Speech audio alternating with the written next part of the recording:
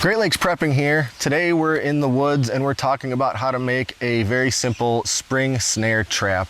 The kind of thing that could be used to catch small game like a rabbit or I guess a squirrel.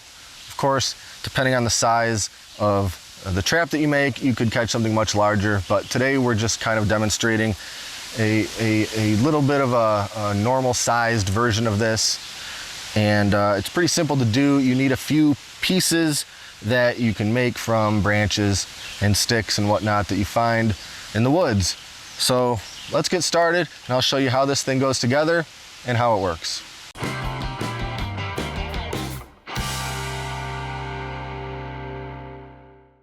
So these are the ingredients to the simple spring snare trap. There's a lot of ways to do this. This is the way that I've found that works pretty well. It's pretty easy to put together.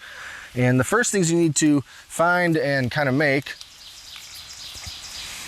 are these pieces. I make these by finding where a thick branch is split and just cut them so you got something like this shape. And you need this crook here to hold one of the other pieces in place. And I like to sharpen the ends because these get pounded in the ground and it's a lot easier to do if they're pointy. You got another piece like this, also gets pounded into the ground. And I like to cut a little notch in it here. It just helps one of the other pieces stay in place. And you'll see exactly what that looks like in a minute. And then we've got one of our support pieces.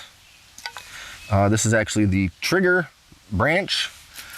And this little guy, I don't even know what to call him, but he helps hold the whole thing in place with the rope or the string or the paracord. Since this isn't an especially heavy duty trap, I'm just gonna use some of this string. You can use snare line, that works really well. And if you have something bigger, paracord's the way to go. So now what's the spring part of the spring snare trap? Well, there's a couple of ways you could go. The classic way is to find a young tree or a big sapling and bend it over, and that's what we're gonna do today. You could also find a springy branch that's on a bigger tree and put your trap pretty much directly under it. And there's also the deadfall version where you use a heavy log and a pulley, and that's what gives you your, well, it's not so much a spring, it's a deadfall. But for this, we're gonna use a young tree that's already been kind of stripped away of some of its leaves, and we're gonna bend it down, tie our string around it, and go from there.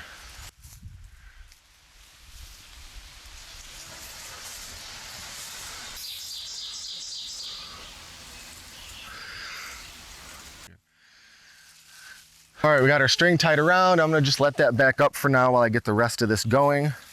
So what we wanna do here is pound these sort of support pieces in. And for that, I'll use my hammer, which is just a big hunk of branch.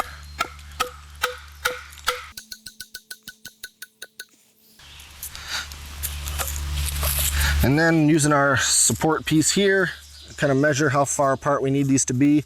It doesn't really matter where it is on here, but you get kind of a bigger trap radius if you go out a little further, so that's what I'll do. Just about there.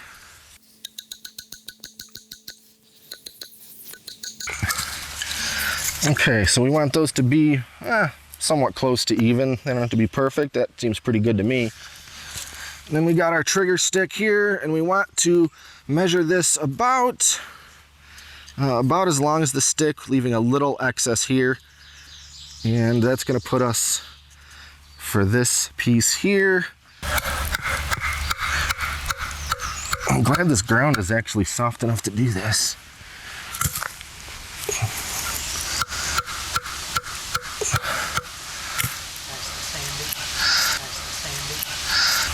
Okay, our last piece that we need to use here is just this little sort of swivel piece, and this attaches to the string.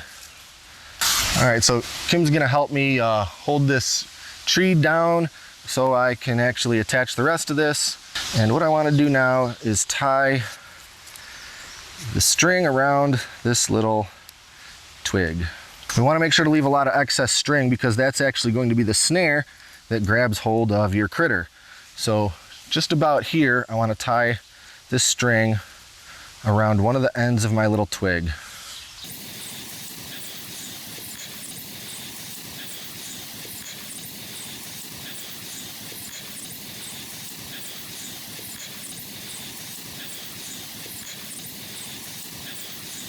All right, so here we've got our string kind of just laid out in a little loop, simple slip knot down here.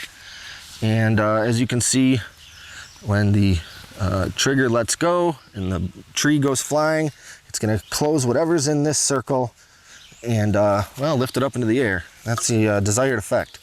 So what we need here is to put this support stick in, and this trigger stick, with the help of this little guy, is gonna make sure that it stays in place until something moves it out of the way. So we bring our little twig under and bend it around just a little bit like this. And now Kim, you can let the tree go. And the only thing holding this in place is me hanging onto this little twig. So what we wanna do now is use our trigger and put it against our little back piece and then prop it up against this little guy right here, in such a way that it all stays put.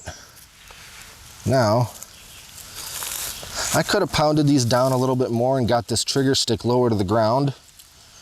That way it would be a better chance that a critter would touch it. Now we're ready to test the spring snare, and to help us out is gonna be my good friend, Mr. Hoppy. This started out as a dog toy that a dog could not have cared less about, so now we're going to repurpose it and see if we can't get this trap to, well, trap him.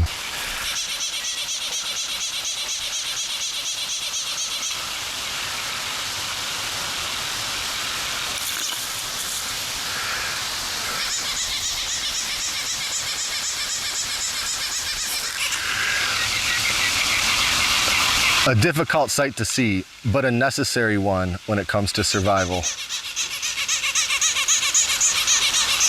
So what we're hoping for here is we put some bait under here, something that's gonna make the critter have to walk into the trigger stick. So just pretend we've got some delicious lettuce or whatever it is that rabbits like to eat under here. And now we're gonna see if we can get this to work a second time.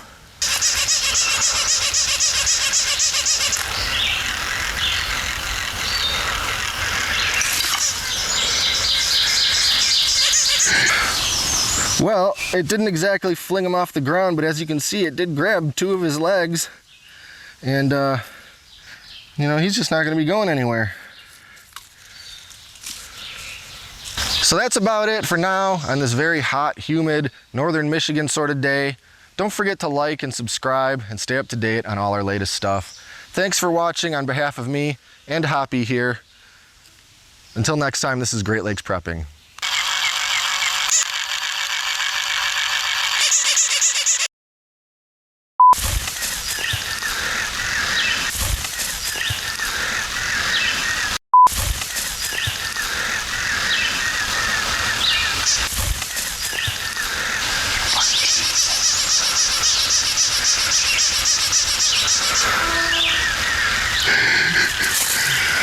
Do it, buddy.